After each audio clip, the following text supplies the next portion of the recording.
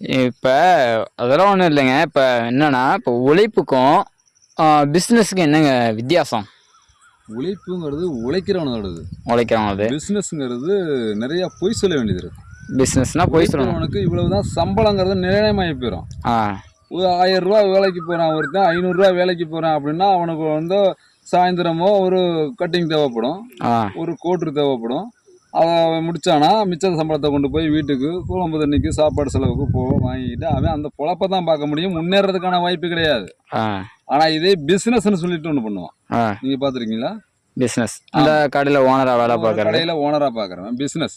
அதுக்கு நிறைய பொய் சொல்ல வேண்டியது இருக்கும். பொய் சொல்லணும், பேச தெரியணும். அந்த பேச்சால அவனை கவர வைக்கணும், கவர்ந்து இழுக்கணும். துணி கடைக்கே நீ போறீங்கன்னா இந்த சட்டையோட விலை உனக்கு என்னன்னு தெரியுமா? தெரியாதுங்க. அவன் எவ்வளவு வாங்கிட்டு வரான்னு உனக்கு தெரியுமா? நான் போட்டிருக்க சட்டை வந்து 500 ரூபாங்க. சட்டையோட விலை வந்து என்ன ரேட்னு உனக்கு தெரியுமா? நான் நீங்க போட்டிருக்கேன்னா கடைக்கு நீ போனீங்கன்னா கடையில் எடுத்தோன்னா 400 ரூபாய்க்கு எடுக்கலாங்க. சின்ன கடைக்கு நீ போனீங்கன்னா 400 ரூபாய்க்கு எடுத்துட்டு வரலாம். ஆமாங்க சட்டையை. ஆமாங்க 500 ரூபாய் விலைய போட்டு டிஸ்கவுண்ட்ஸ் 100 ரூபாய் உனக்கு. இது 400 ரூபாய்க்கு உனக்கு தரேன்னு சொன்னா அப்ப இந்த சட்டை என்ன ரேட்டுக்கு அவர் வாங்கியிருப்பார்? என்ன ஒரு 300 ரூபாய்க்கு வாங்கியிருப்பாரா? அதுதான் பேச்சு திறமை இருக்கணும் பிசினஸ். இது ஜவுளி கடையில இது பண்ற வேலை. பிசினஸ் அப்படிங்கிறது ஒரு கண்ணுக்கு தெரியாத ஒரு பொருள். இதுவனுக்கு இந்த வேலை தானே தெரியாது. யாருக்கு? வாங்க போறவனுக்கு இந்த வேலை தானே தெரியாது. அவனா ஆனா இதை வாங்கணும் அப்படின்னு அவன் முடிவு பண்ணிடுவான். முடிவு பண்ணப்பாட அவன் பேச்சு திறமையாலேயே அவனை வாங்க வச்சிருவான். அது என்ன விலைன்னு தெரியாது கடைசியா. ஆமா உண்மையுமே அது நடக்குதுங்க. சாமான்ல இருந்து எல்லாமே நமக்கு என்ன விலைக்கு அவங்க வாங்கிட்டு வர்றாங்க, என்ன விலைக்கு நம்ம இதை போட போறோம், இது என்ன விலைக்கு நம்ம இவனுக்கு கொடுக்க போறோம் அப்படிங்கிறது நமக்கே தெரியாது. அதுதான் பிசினஸ். கண்ணுக்கு தெரியாம பண்றதுக்கு பேர் தான் பிசினஸ். அது ஒரு வைரஸ் மாதிரி. வாங்குறவன் தான் ஏமாறணும். அவள் வந்து பிசினஸ் பண்றவன் கட்டாயம் ஏமாற மாட்டான். உனக்கு டிஸ்கவுண்ட்ஸ் தரணும் ஒண்ணுதான் சொல்லியிருப்பான். அந்த டிஸ்கவுண்ட்ஸ்குள்ள என்னென்ன இருக்கு, இதை எப்படி இவ்வளவு டிஸ்கவுண்ட்ஸ் பண்ணுவேன் நீ அப்படின்னு என்ன சொல்லிப்பாரு, கேட்டுப்பாரு. அப்படின்னா கடையில் இது மாதிரிலாம் நடக்குதாங்க? இப்படிலாம் நடத்தினா கடை ஓட முடியுன்றீங்க? பிசினஸ்னாவே அப்படிதான் தம்பி.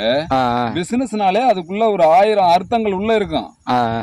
அவன் சும்மா போய் முதல்ல போட்டுவிட்டு கோடிக்கணக்கில் ஏதாவது போட்டுவிட்டு வாங்க தம்பி வாங்கிட்டு போவீங்க, நான் 500 ரூபாய்க்கு துணி வாங்கிட்டு வந்தேன் 400 ரூபாய்க்கு வச்சுக்கோங்க அப்படின்னு சொல்லி கொடுத்துட்டு போறதுக்கா பிசினஸ் பண்ணிட்டு உட்காந்துருக்கான். உனக்கிட்ட 500 ரூபாய்க்கு இந்த சட்டையை வாங்க வைக்கிறானா அவன் 350 ரூபாய்க்கு தான் வாங்கியிருக்க முடியும். உனக்கு 400 ரூபாய்க்கு தரானா சட்டை 50 ரூபா அவனுக்கு லாபம். உனக்கு பேச்சுல என்ன வந்துடும், எனக்கு 100 ரூபா தள்ளுபடி பண்ணி கொடுத்தாங்க அந்த கடையில அப்படிதான் வந்துடும். பாத்துருக்கிறியா? ஆமாங்க. பொம்பளைகள்ட்ட தான் நிறைய பேர் பிசினஸே பண்ணுவாங்க. நல்லா நீங்க பாத்துருப்பீங்க.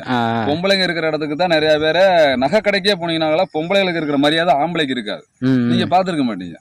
நேர கடைக்குள்ள போனவனே அவங்களுக்கு பாருங்க சேர்ந்தவனே எடுத்தவனே இந்த 6 பவுன் எவ்வளவுப்பா அப்படின்னாங்கன்னா இன்னைய ரேட்டுக்கு 27,899 ரூபா அப்படின்னு அவங்க ஒரு விலையை சொன்னாங்கன்னா பார்த்து கொஞ்சம் குறைச்சு கொடுனே அப்படிம்பாங்க அவங்க. 900 ரூபா குறைச்சுக்கிட்டேமா அப்படிமா அவன் 27,900 ரூபாய் குறைச்சுக்கிட்டேமா 27,000 ரூபாமா உனக்காண்டி அப்படிம்பாங்க. 900 ரூபா குறைச்சிருக்கிறீங்க, இன்னொரு 500 ரூபா குறைச்சுன்னு காசு அப்படின்னு அவங்க கொடுப்பாங்க. இல்லம்மா முடியாதுமா அப்படின்னு அவங்க சொல்லுவாங்க. அப்ப இன்னொரு 200 ரூபாய் எக்ஸ்ட்ரா கொடுத்துட்டு வருவாங்க. இதே ஒரு ஆம்பளை கிட்ட விட்டுப்பார். ஆம்பளைலாம் எல்லா ஆம்பளையும் விட கூடாது. இப்ப படிச்சவங்க தான் நிறைய பேர் டீசெண்டா நம்ம என்ன பேரம் பேசிக்கிட்டு இருக்கிறது அப்படின்ட்டு வர்றாங்க. இதே ஒரு பட்டிக்காட்டான்ட்டு 5வது வரலையுமோ 7வதுலையும் படிச்சவன்ட்ட விட்டுப்பாரு. அவன் இந்த நகையோட கணக்க போடுவான். உன்னோட நகையோட ரேட் எவ்வளவு, செய்கூலி சேதாரம் எவ்வளவு, இதுல இருந்து பார்க்க போனா எவ்வளவு, நீ இவ்வளவு டிஸ்கவுண்ட்ஸ் பண்ணலாமே, நீ இவ்வளவு பண்ண முடியுமே, இவ்வளவு சேதாரம் வருமா அது அப்படின்னா அவன் தெளிவான கணக்கு போடுவான். அவனுக்கிட்ட தான் அவன் மாட்டின்னு முழிப்பான்.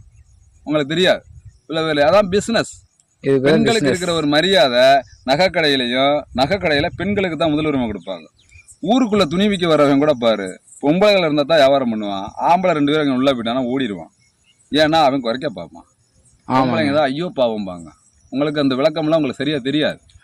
அதான் பிசினஸ். கண்ணுக்கு தெரியாம பண்றதுக்கு பேர் தான் பிசினஸ். உழைப்பு அப்படிங்கிறதுக்கு விலை உண்டு. உனக்கு 500 ரூபா சம்பளம், இன்னைக்கு நீ சாயந்தரம் 1000 ரூபாய் கடை கொடுமானா எப்படியும் கொடுப்பாங்க.